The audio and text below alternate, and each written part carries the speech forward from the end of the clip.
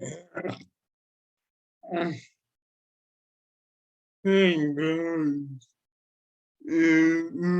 boo,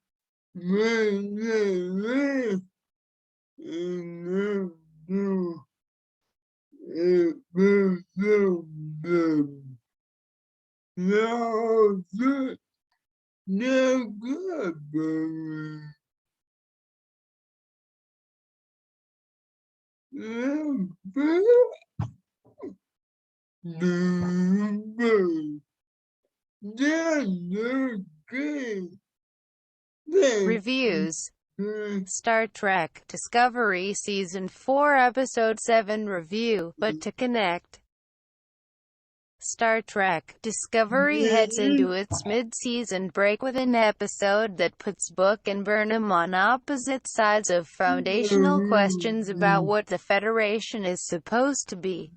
The following contains Star Trek Discovery spoilers. Star Trek Discovery Season 4 Episode 7. Star Trek Discovery heads into its mid-season break with the strongest episode of Season 4 since its premiere. An hour that puts Burnham and Book at odds over foundational questions about the very things the Federation and Starfleet try to do and be.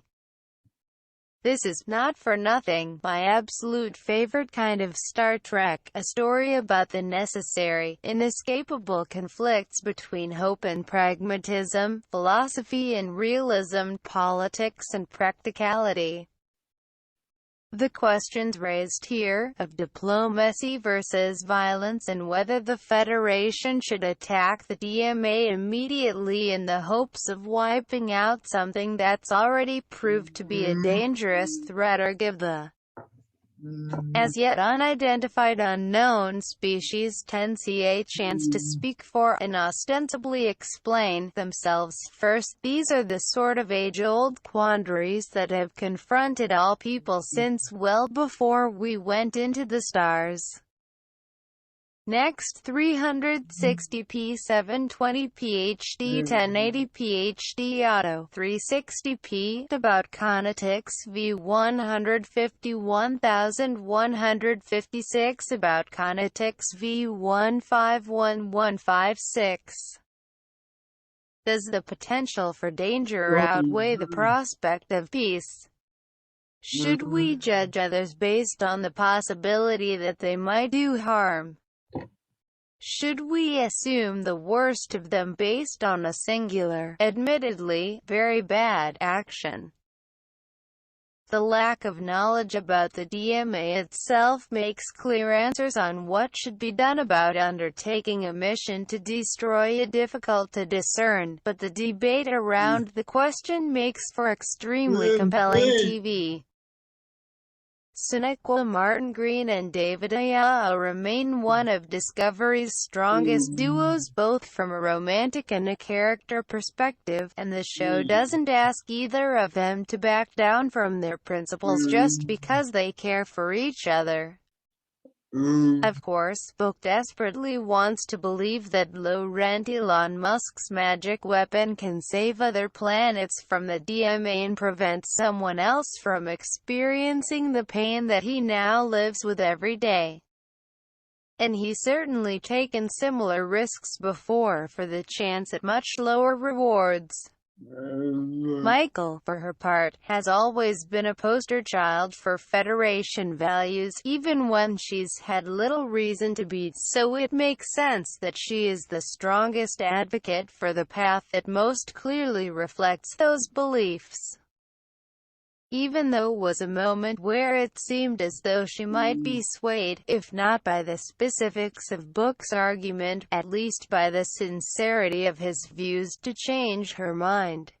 But, at the end of the day, Burnham's view of humanity and our duty to at least try to be the best versions of ourselves even when it's hard wins out.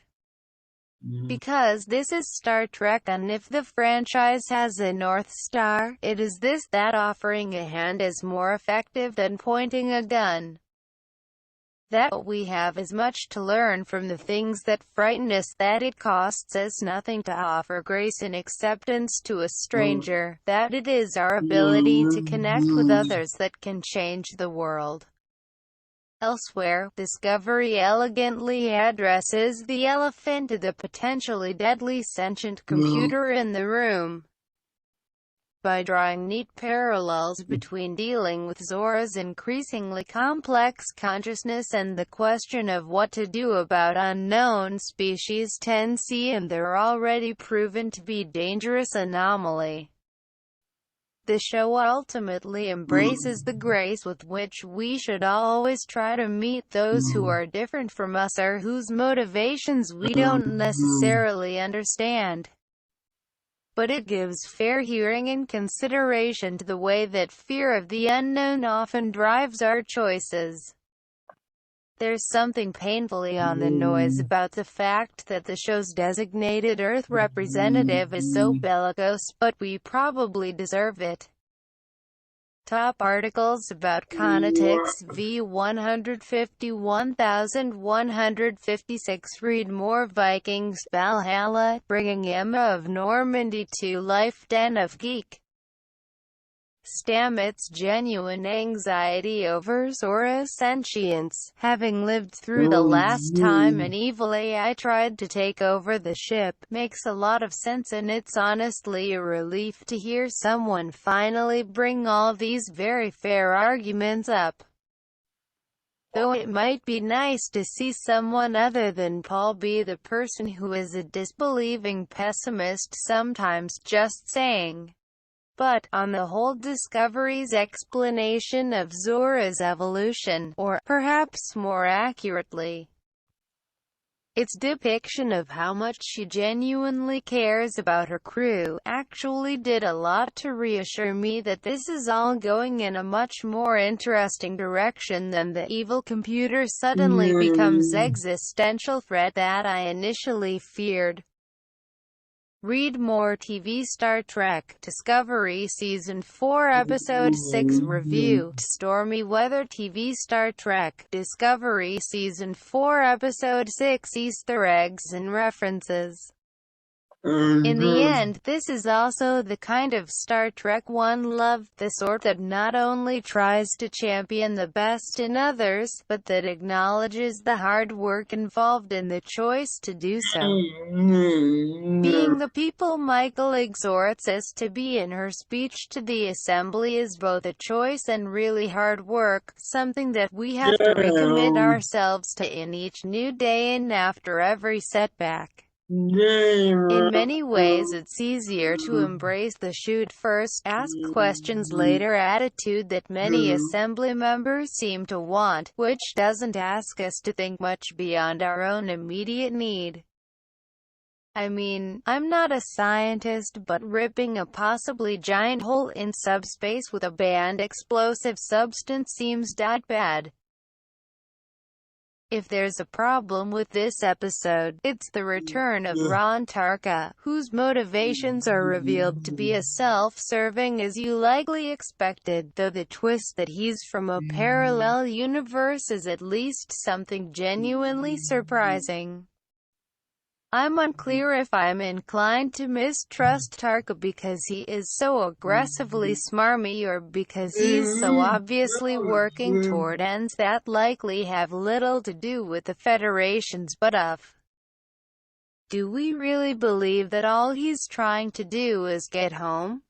People who make weapons out of banned substances are generally not good guys, is all I'm saying.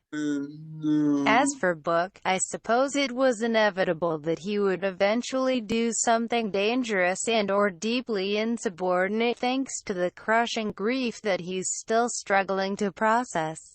All I can say is that at least this time he managed to get Grudge somewhere safe before he decided to once again fly his ship into what seems like certain death. Sidebar, I'm glad we have very fancy cat carriers in the future, but really? We're still using plastic cat carriers in the 32nd century? Watching him betray Mihal's trust in this way is heartbreaking, if vaguely understandable, especially because even if somehow nothing terrible happens as a result of all this, things can't exactly go back to the way they were afterward. Get the best of Den of Geek delivered right to your inbox. We've got a month to wait to find out if Book and Tarka managed to destroy the anomaly and what precisely unknown species 10C turns to be, and I'm going to spend it thinking about how much I love the tiny moment between Saru and President Trina. Because their little weirdo friendship is that little guy down. And no one is